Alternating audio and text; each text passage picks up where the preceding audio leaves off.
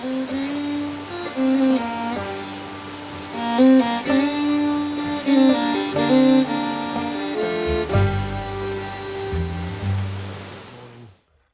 beautiful YouTubers.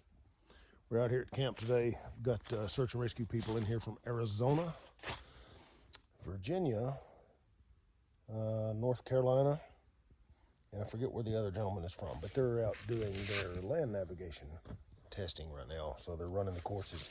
They got to find all the points and then be accurate on their distance. But that's not why I'm on this phone today making this video for you. I want to show you a little trick. All right, folks, what we got right here is a leaf litter, right? Just the nature, the woods. So we'll take my foot and just step right there. And we'll step back and take a look at that. Hard to see, man. I mean, I can see it here, but you guys probably never see this on the camera. But, show you a little trick. So let's look right up here and break off this piece of this twig right here.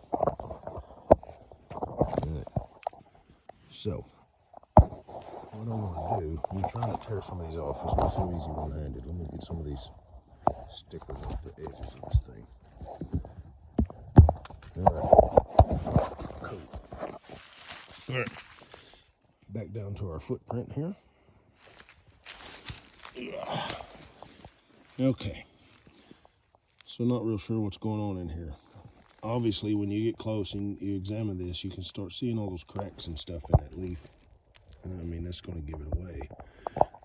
But right here's the track, the footprint. But either way, if I'm suspect and I don't know if somebody stepped here or somebody stepped there, I can take a twig like this and tap the leaves. And listen real close. Maybe it'll pick up for you guys. Now let's move to the footprint.